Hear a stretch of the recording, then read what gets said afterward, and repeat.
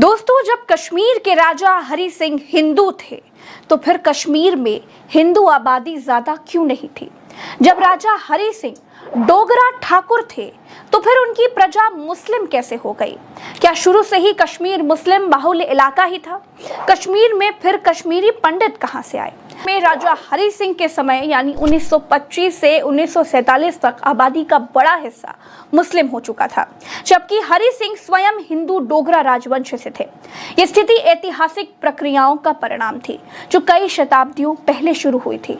कश्मीर में इस्लाम 13वीं शताब्दी से सूफी संतों जैसे बुलबुल शाह और व्यापारियों के माध्यम से फैलना शुरू हुआ।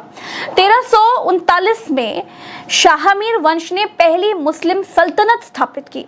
इस दौरान कई स्थानीय लोग, खास तौर पर निचली जातियां और बुद्ध समुदायों ने सामाजिक समानता और सूफी शिक्षाओं के प्रभाव में इस्लाम को अपना लिया। शाहमीर वंश 1339 से 1561 तक रहा। उसके बाद मुगल 1586 से 1752 तक रहे और सिर्फ अफगानों ने 1752 से 1819 तक राज किया। इस दौरान इस्लाम का प्रभाव जो था वो बढ़ता चला गया। इन शासकों ने इस्लाम को बढ़ावा दिया, जिससे मुस्लिम आबादी धीरे धीरे बहुसंख्यक बन गई।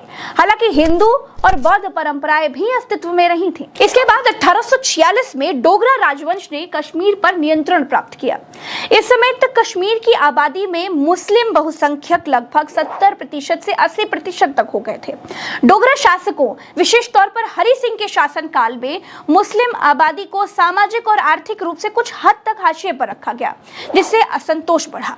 फिर भी धार्मिक जनसांख्यिकी में कोई बड़ा बदलाव नहीं हुआ, क्योंकि इस्लाम पहले ही स्थापित हो चुका था। दोस्तों, कश्मीर घाटी में मुस्लिम आबादी का बढ़ना धीरे धीरे धर्मांतरण, प्राकृतिक जनसंख्या वृद्धि और कुछ हद तक प्रवास के कारण हुआ। सूफी ऋषि परंपरा ने स्थानीय संस्कृति के साथ इस्लाम को समन्वित किया, जिससे यह जनमानस में गहरे तक रम गया।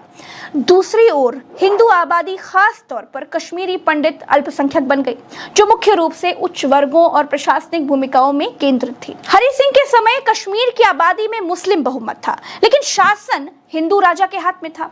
1947 में भारत पाकिस्तान विभाजन के दौरान हरि सिंह ने पहले तटस्थ रहने का प्रयास किया, लेकिन बाद में भारत के साथ विलय के लिए इंस्ट्रूमेंट ऑफ एक्सेशन पर हस्ताक्षर कर लिए। पंडित, जिनका कश्मीरी घाटी में बसना वैदिक काल से यानी लगभग 1500 ईसा पूर्व यानी उससे पहले से भी माना जाता है।